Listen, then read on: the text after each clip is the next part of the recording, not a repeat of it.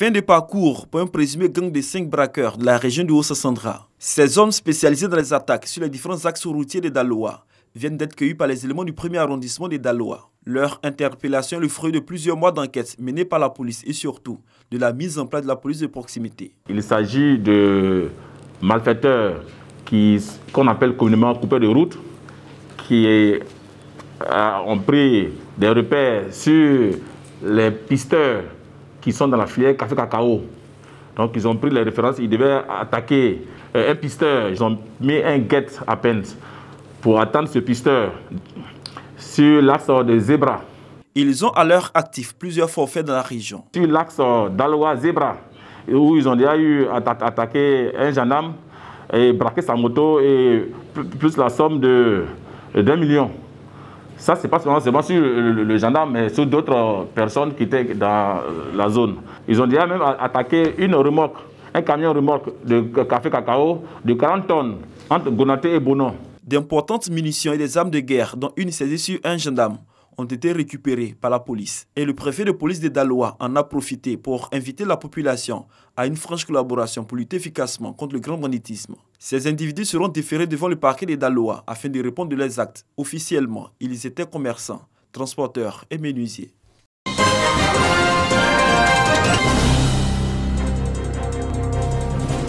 L'Intercoton, organisation interprofessionnelle agricole de la filière coton au contact des producteurs dans le bassin cotonnier ivoirien. 2 semaines durant, les responsables de cette structure agricole ont présenté la gravité du Covid-19, son impact et les mesures barrières à adopter pour l'éviter.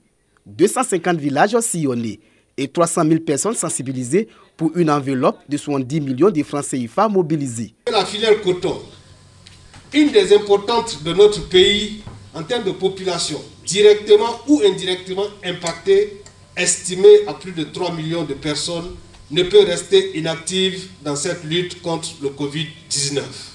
Si tu vois que nous on parle de coton, c'est la santé. L'État seul ne peut pas régler tout. Mais si on parle de l'État, c'est nous tous. Donc ce qu'Intercoton a fait, c'est pour aider à piller l'État. De Korogo à Toumoudi Sakassou, en passant par Longo, Nafana et Marandala, le message a été le même. Celui de se mobiliser contre la progression de ce tueur dans le bassin cotonnier et partout en Côte d'Ivoire. L'appui que l'Intercoton vient de nous donner nous permettra de satisfaire la plupart des villages. Après cette rencontre, je ferai la sensibilisation au niveau de ma population. Presque tous les campements auront les mêmes informations. Ces dons sont venus à point nommé. Et cela va nous aider à lutter contre le coronavirus. Dans les villages visités, Soro Yakuba et Siloué Jean-Baptiste, PCA et secrétaire exécutif de l'Intercoton ont appelé les cotonculteurs au strict respect des mesures barrières. Tous les villages sillonnés et leurs centres de santé ont été équipés en kit de lavage des mains. Cette caravane de sensibilisation dans le bassin cotonnier de l'Intercoton vient appuyer les efforts du gouvernement dans la lutte contre la progression du coronavirus.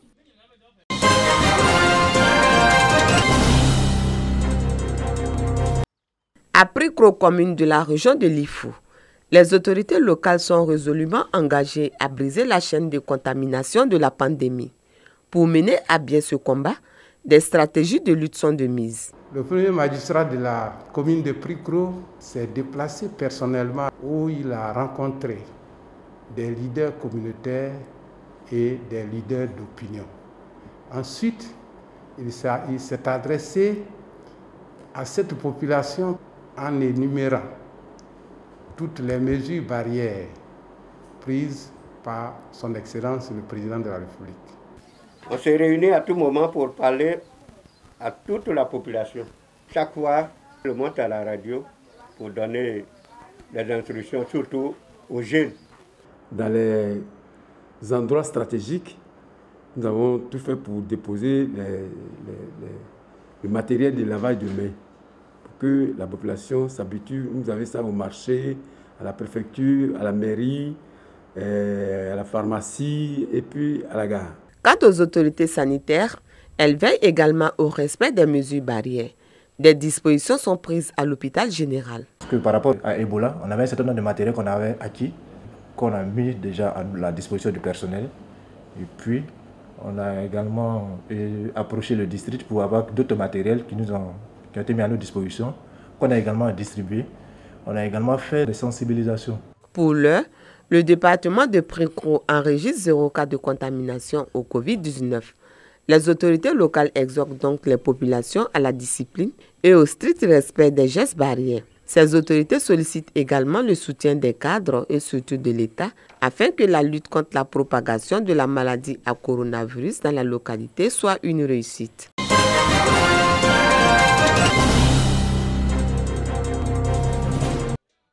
Des kits d'hygiène composés de seaux, de savon liquide et de gel hydroalcoolique, des essuie-tout et des vivres également. Un don de la ministre Maria Toukone en additif à ceux offerts par les cadres avec à leur tête le professeur Adama Fani du service médical de la présidence de la République. Nous sommes à Ndéou, village de la sous-préfecture de Sianla, dans le département de Kouto. Ce don a été fait pour pouvoir aider la population à éloigner la maladie, à se protéger de la maladie à coronavirus. Cette maladie dont tout le monde parle et qui effraie tout le monde. C'est vrai, on ne l'a pas encore vu, mais nous, en entendre parler, nous sommes effrayés. Et ce don serait la bienvenue pour aider la population. Ce don nous permettra de lutter efficacement contre la pandémie. Et je pense que c'est une initiative, une action qui est très appréciée de l'ensemble des villages. Grâce à cette action, le village de Ndéou ne sera pas seul à s'inscrire résolument dans le respect des mesures barrières.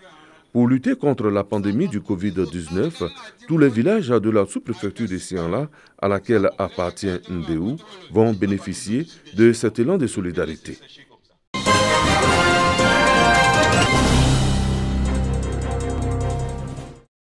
Des seaux pour lavage de mains, des pots de gel hydroalcoolique, des cartons de sucre et des sacs de riz, c'est le contenu du don que vient de faire à ses membres la coopérative agricole pour le développement de Sassandra, en abrégé CADESA, dans le cadre de la lutte contre la propagation de la maladie à coronavirus. S'il n'y a pas de producteurs bien portants, il n'y aura plus de coopérative, car celle-ci ne fonctionne que par les cacao de ces braves producteurs. Nous exhortons chacun et chacune d'entre vous à respecter scrupuleusement toutes les mesures de prévention prises par le gouvernement. Nous les remercions beaucoup. Merci au Conseil Café Cacao. Nous encourageons nos amis producteurs à redoubler d'efforts en cette période de pandémie de coronavirus. Quand on fait l'expérience de vaccination, il se trouve que nos parents refusent. Parce qu'ils disent qu'on va piquer leurs enfants là avec piqûre de corona. La piqûre de corona n'est même pas encore trouvée. Les producteurs de café cacao de la sous-préfecture de Sago ont eu droit à des exercices de lavage de mains. Et chacun d'eux ira mettre cela en pratique une fois dans son campement.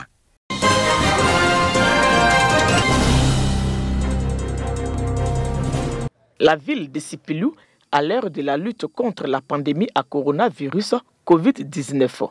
Au centre-ville, des kits de lave-mains sont visibles à l'entrée des commerces et magasins, comme ici devant cet atelier de couture. À cause du coronavirus, il y a mis pour protéger la population, quoi. Souvent mes clients et puis ceux qui rentrent au marché, les femmes qui rentrent pour faire le marché. Puis les matins d'abord, il lave ma main. Quand les clients viennent avant de rentrer, il lave les mains aussi. Depuis l'avènement de cette maladie, le comité départemental de lutte contre les épidémies a multiplié les actions de sensibilisation des populations. À travers tout le département, nous avons mis en place une équipe dynamique pour amener la population à respecter toutes les instructions du gouvernement. On continue toujours dans les sensibilisations, on a commencé dans la ville, depuis la semaine passée dans les villages et on continue encore dans d'autres villages à partir des semaines à venir. On tient toujours les réunions du conseil de sécurité avec la préfecture et les autres forces de l'ordre. Il faut noter que tout tourne au ralenti dans cette ville qui souffre déjà d'un manque criard d'infrastructures. La fermeture des frontières et l'isolement du Grand Abidjan impactent plusieurs activités. Les motos-taxis, franchement, depuis la crise de la pandémie, vraiment, il n'y a pas de motos-taxis qui circulent. Puisque la frontière est fermée, vraiment, il n'y a pas d'activité. Je prenais le bagage à Abidjan pour venir vendre à Sipilou ici. Quand ça a commencé, ils ont fermé route. Maintenant, je prends les marchandises à main, les légumes pour venir me vendre à Sipilou ici. Je ne gagne plus l'argent. Tout l'argent est parti dans l'eau. Je ne m'en sors pas. Un appel à la solidarité est lancé aux élus, cadres et au gouvernement. Le préfet, pour sa part, exhorte les populations au respect des mesures barrières. Les seuls médicaments que nous avons aujourd'hui, c'est de respecter les consignes de l'État. Sans cesse, c'est notre message. Et nous réitérons ce message. À ce jour, aucun cas confirmé de Covid-19 n'est enregistré dans le département de Sipilou.